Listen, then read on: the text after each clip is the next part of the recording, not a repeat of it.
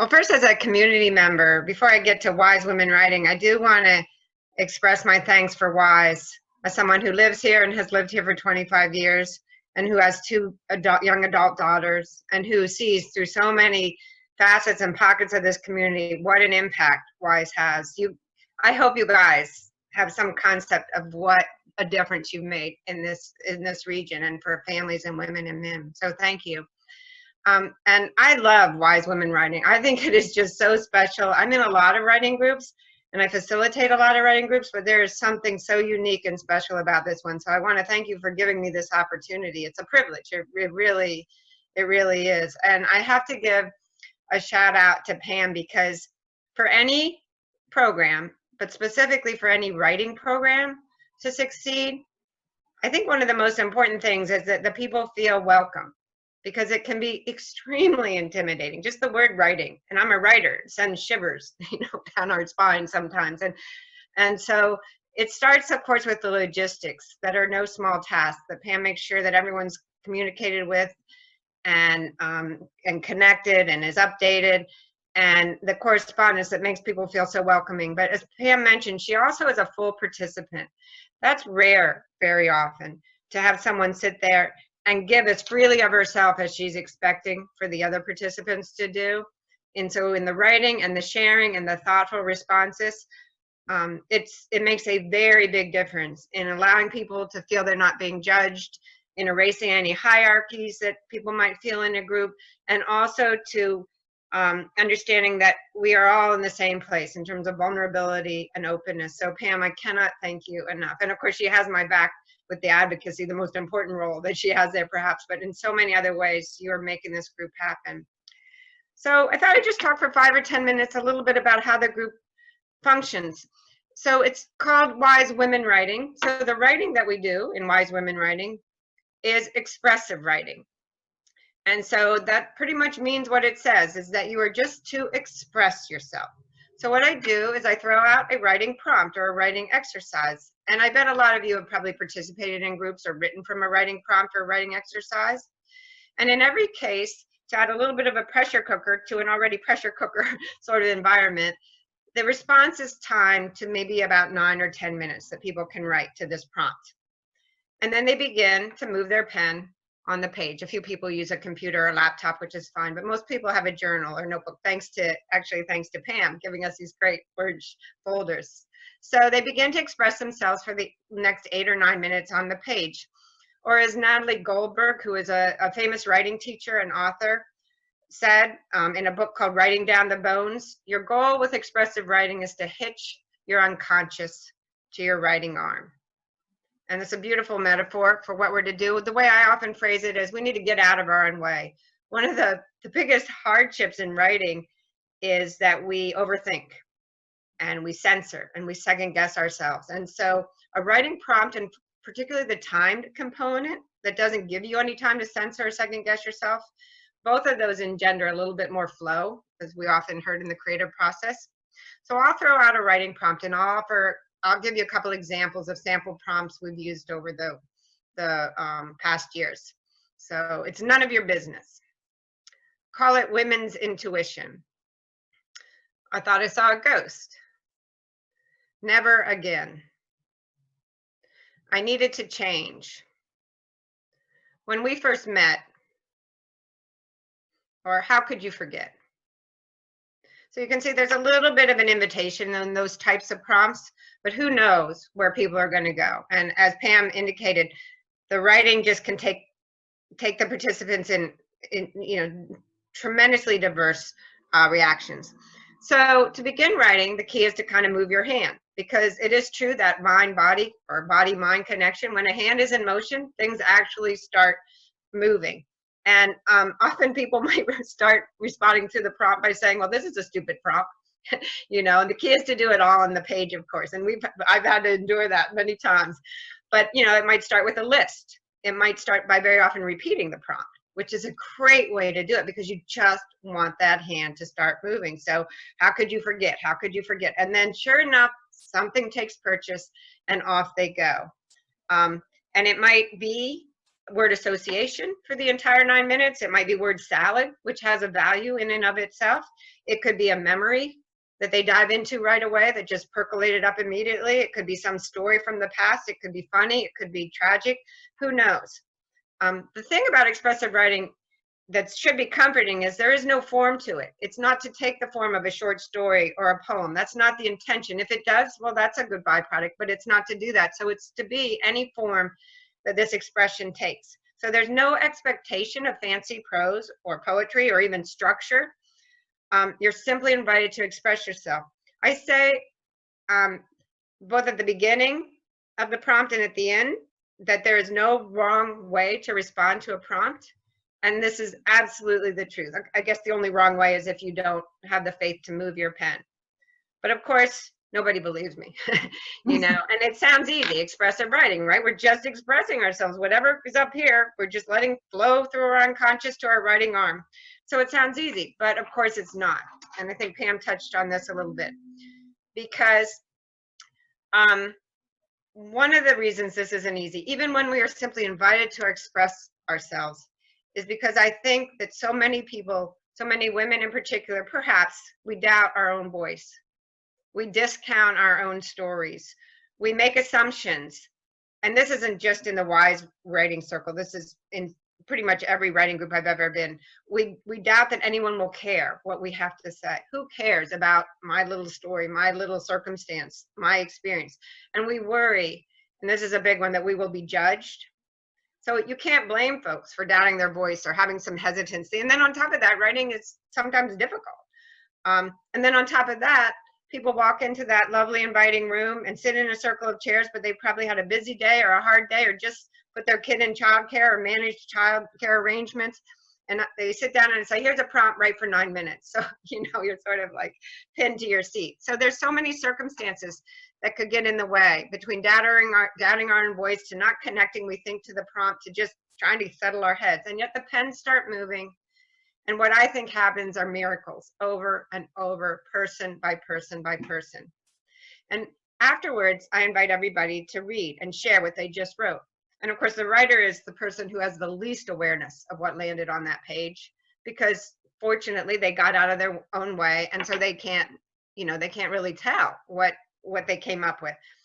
And obviously, when I ask people to read, one of the first responses I often get is, I just couldn't relate to the prompt, or I didn't get anywhere. But then they have the courage and they have the generosity, I can't think of a better word for that, to actually share.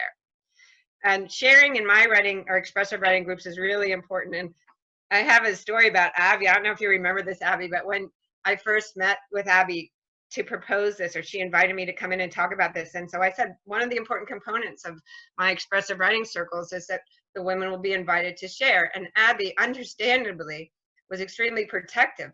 Well, they might not want to, or you can't push them, or you don't. And it made complete sense, particularly, you know, in this environment.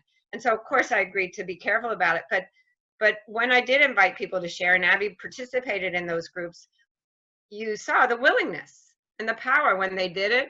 And I almost felt like, Abby, you and I did a role reversal at some point, where I was still, because I was new to WISE, and I was still a little hesitant to, like, you know, this isn't one of my writing circles at the Writers Center in White River Junction, and so be careful. But Abby was the one who was the most encouraging, enthusiastic about getting people to share. But the sharing component is huge, I feel like. And not every expressive writing group does this. In fact, many don't. But I feel it's so important, because when people do find that courage to read their raw and unfiltered and uncensored writing, what happens is just amazing.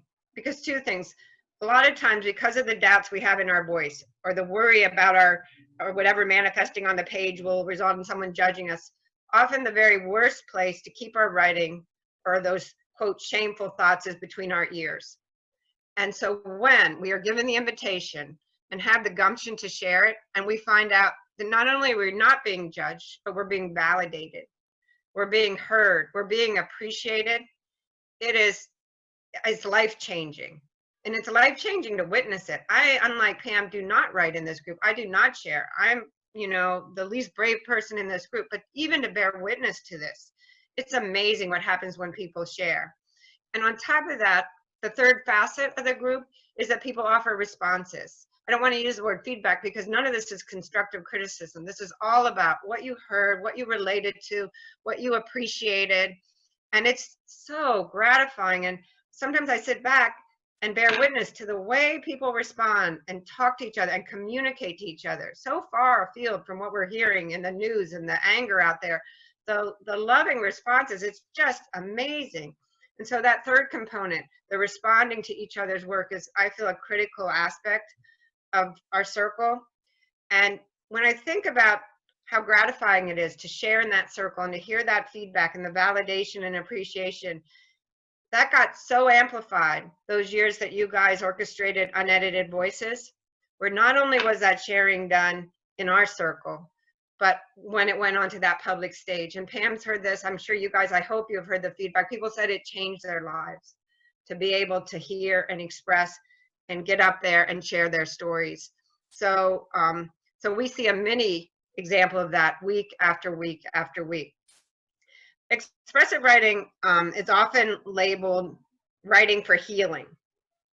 In academic circles, it's called story interventions. And it started and was popularized by a fellow named James Pennebaker. And he's at the University of Texas now, I think. And he's a social psychologist. And he is the first person who said expressive writing has amazing healing components. And not only just psychologically and emotionally, but when you write, whether it's from a prompt or not, but about a personal experience, and particularly when you write and on the page attach it to how you were feeling, it's remarkable, the benefits, both psychologically and emotionally, but also physically. And this was so proven and has been such a successful type of program that now academics or academia uses it, particularly for at-risk students, maybe students who are the first in their family to go to college, or minorities, you know, in a school, or perhaps women in male-based programs. So they use expressive writing programs to do these story interventions. And of course, that can be very quantified, how the dropout rate is so dramatically reduced. So there is really tangible, proven benefits to expressive writing. But I don't, and it happens at Dartmouth Hitchcock, and of course it happens a lot of places, but I really stay away from the expression writing for healing or story interventions. Not because I don't respect those titles, but because they're deficit oriented. The implication is there's something wrong. And when I witness what happens in our WISE group, I can't help but think this is writing for change. This is writing for joy. This is writing for like kicking butt. You know, this is writing for clarity. And so I really do prefer that framework because those are absolutely the tangible results that happen. You know, obviously what happens in that circle stays in that circle, that Pam and I try to do my best really enforce confidentiality, you know, so the stories go no further in terms of the personal nature of them. But I have to argue that they actually do resonate much, much further than that room. Because every form of writing, but particularly this form of writing, I believe this type of writing is a form of social activism. And I believe this strongly. So when people say, why do my stories matter? I can't imagine things that don't matter more than our stories to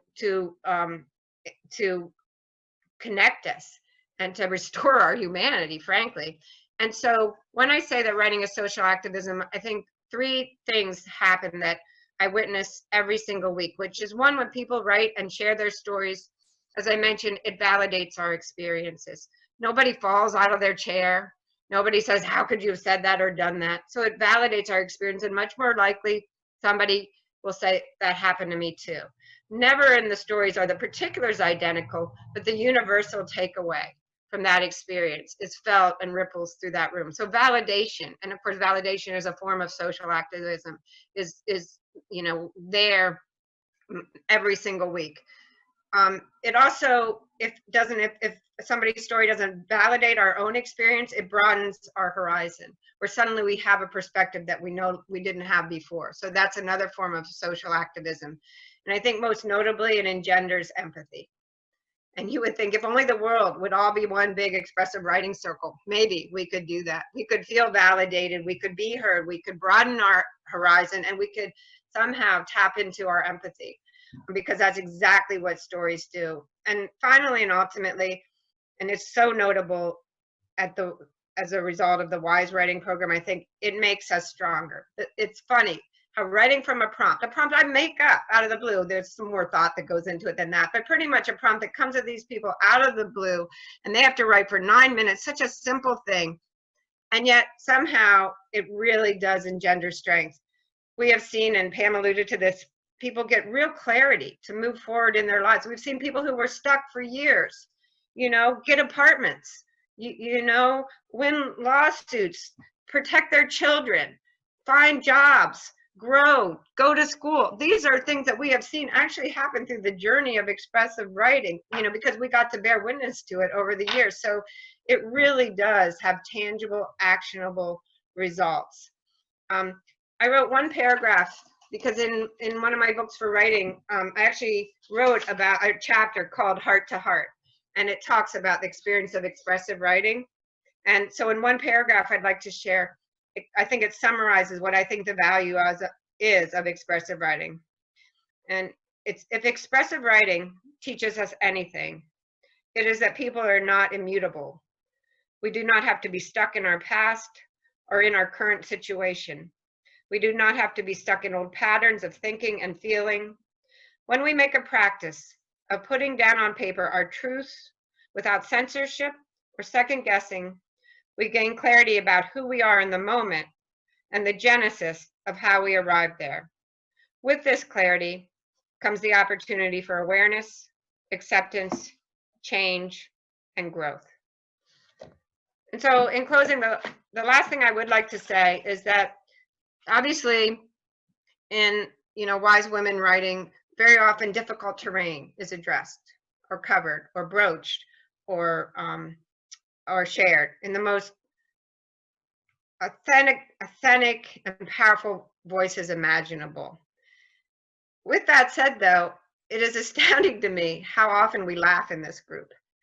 And it is just so uplifting.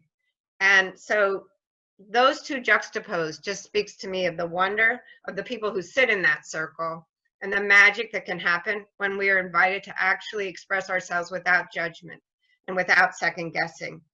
And so first and foremost, expressive writing is a bit of a discovery process. You start the pen moving and you discover what lands there.